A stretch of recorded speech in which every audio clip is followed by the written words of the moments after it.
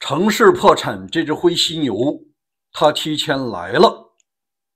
据数据统计，中国120万亿的天量地方债正在一个城市一个城市的暴雷，有的省会城市100年也还不清现在的债。如果说所有的省市最后都还不起了，中央政府怎么解决？那只有一条道啊，央行印钱，让所有的中国老百姓持有人民币资产的人把这120万亿啊给吃下去，想想都酸爽。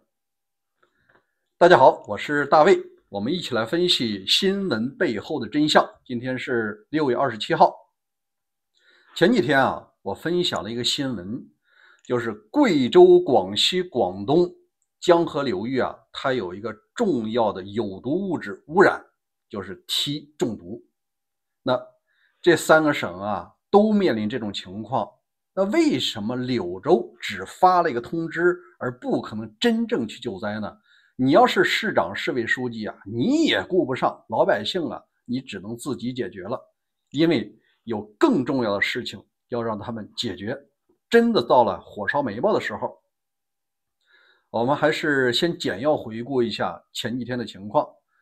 在6月25号，中国的央广新闻爆了一个料，当然了，也是不得不向老百姓说明，那就是因为上游贵州的一个尾矿污染，把有毒的金属元素锑给冲到河里去了，一直流到了广西柳州，而柳江啊，它就是在这个城市穿城而过，一下就把这一个城市分开了。而当地饮用水就来自于这个柳江。那现在到哪儿了呢？那肯定到下游了。我们再来看央广新闻，西江被锑矿污染，港澳饮用水源受威胁。据云浮市生态环境局的文件显示，6月26号，广西柳州一尾矿因暴雨冲刷入西江，造成锑污染。6月25号下午，广东省福音市开启应急响应。文件有人已经找到了啊。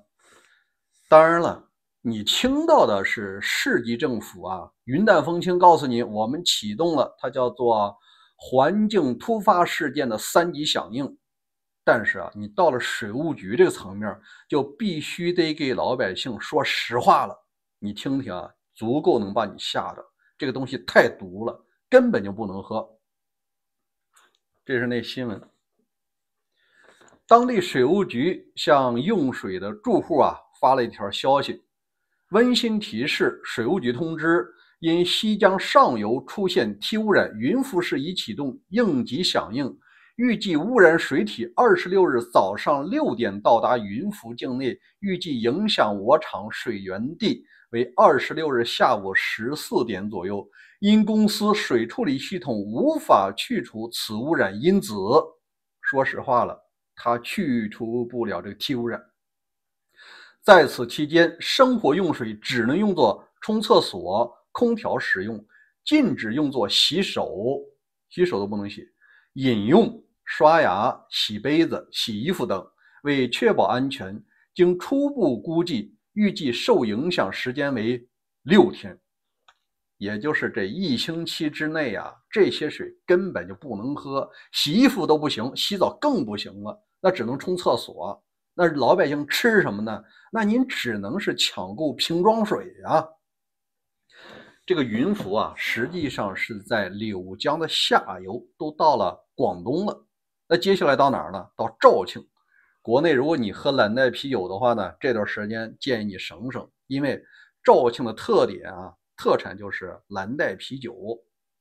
好，那我们再来看一下，既然说3个省都有这么严重的锑污染，人只要摄入6克，3天内就会死亡。这么天大的事儿，人命关天的事儿，当地政府只发了一个通知，为什么不干实事？我告诉你，他们在忙什么。我们来看新闻。6月25日，广西召开高规格会议，这个会议地就是在受污染的柳州，而不是在省会南宁。专题研究柳州债务化解和经济发展情况。会议提出，化解柳州债务是全区防范化解债务风险的重中之重，并强调举全区之力支持柳州化解债务。这个会啊，广西省的一把手都参加了。我们看他是怎么说的。他就提到了广西壮族自治区党委书记陈刚在柳州市主持召开自治区党委扩大会议，专题研究柳州市债务化解和经济发展问题。然后呢，这高调唱的啊，一下子你就记住了。他说，就是要向党中央表明，广西啃硬骨头，最硬的骨头攻最难的堡垒，依然决心鲜明，向各界社会和金融机构传递广西推动柳州债务破局的突围、加快高质量发展步伐的强大信心，给柳州干部群众加油鼓劲儿。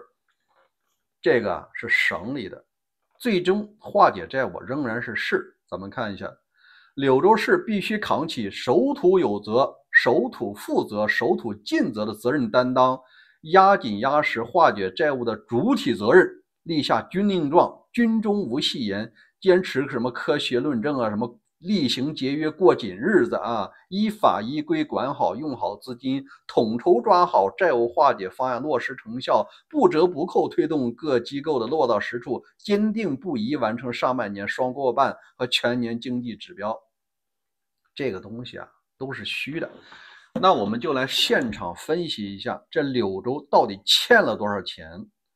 根据数据统计，截止2024年末，柳州全市政府债务余额1042.72亿元，这个只是政府的，城投债有多少？城投债超过5000亿，合计啊6000亿，一个城市就欠了这么多钱。那我们再来看它现在的造血能力，或者说偿债能力如何？咱们看一下数据。2025年一季度，柳州 GDP 为720亿元，而且是负的，比去年要负。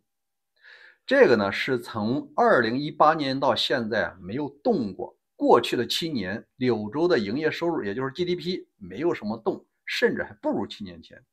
那我们再来看一下，这财政收入是多少钱呢？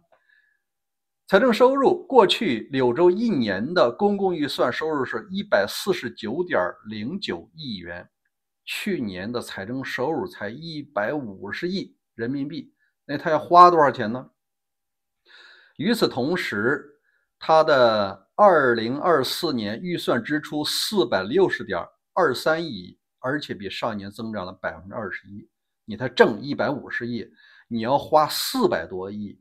你要长此以往的话，那窟窿不是越来越大吗？你那6000亿猴年马月能还完啊？按现在的话，10000年也还不完。那我们来分析一下，它是如何走到这一步的。想当初啊，柳州可是工业强市，既有柳工集团，又有钢铁企业，是确切的广西省第2大经济体。那怎么走到现在呢？原因啊，大家也清楚。第一个是工业增长乏力，产能严重过剩，造了小汽车，造了钢铁呢，卖不出去。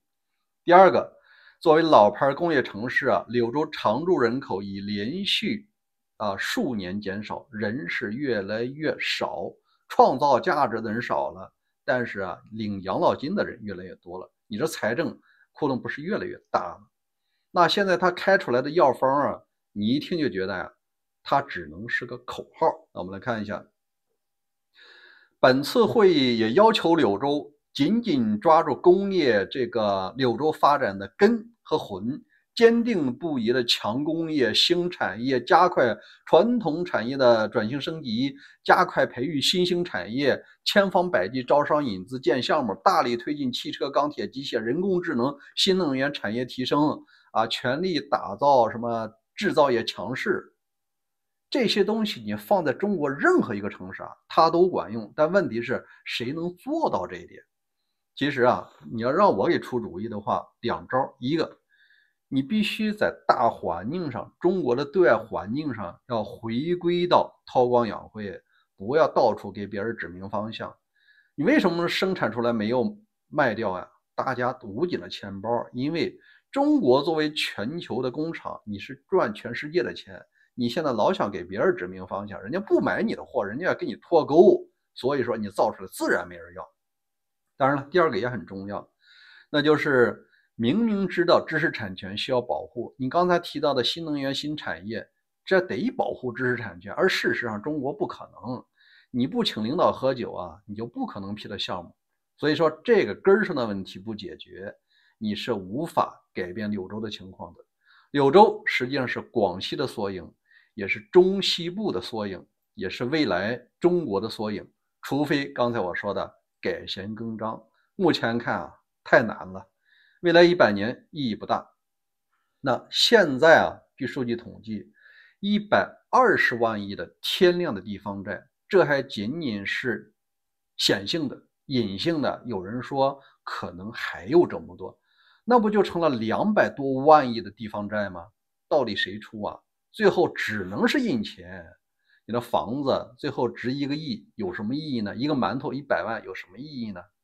好吧，今天就聊到这儿，欢迎关注大卫频道，每天和你更新有用或者是有意思的信息，咱们共同来分享新闻背后的真相。再见。